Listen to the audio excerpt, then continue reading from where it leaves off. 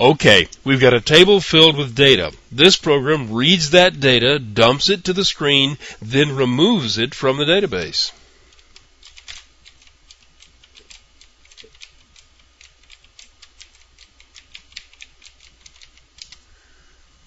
Here you can see from the main method that the database is opened, the contents of the table is displayed, the table is deleted, and the database is then closed.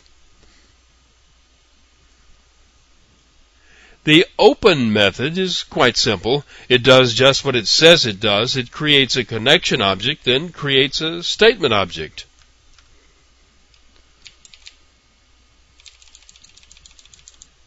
The data is retrieved from the database by a call to the method executeQuery. The SQL command is a select statement which has the job of determining which rows are to be returned and packing them up in the result object.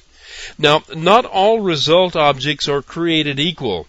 You can access the data held in all of them, but this particular example is one of the simple ones, and you can only scan forward by calling next.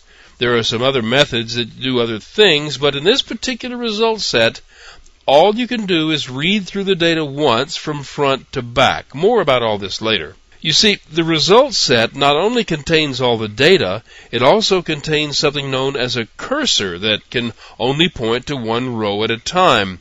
When the result set first comes to you, its cursor isn't pointing at anything, and you have to set it. The cursor is set to the first record by calling the next method. Each time you call the next method, the cursor moves to the next piece of data. By the way, all indexing into the data is based on the number 1. There is no index 0 inside a result set. So the first time through the loop, the cursor is set on row 1 of the set that was retrieved. The result set method has a method call for each data type that it can hold. The first column is a string data type, and we want to get that one, so a call is made to get string. The argument being 1 means that it's the first column, and the cursor has already been set to the specific row. The second data item is an integer. It's an int data type, and it has an index of 2. So a call to getInt2 returns its value. This loop just pads out the name to 16 characters for display, and this line prints the data. The data consists of the name of the animal and the count of its legs. The drop table method makes a call to execute update with an SQL command to drop the table. Here again, the status return indicates success or failure.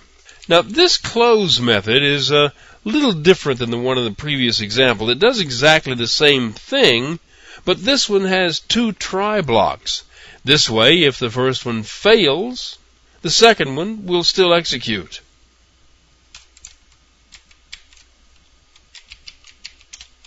Now, this program should display the contents of the table in the database.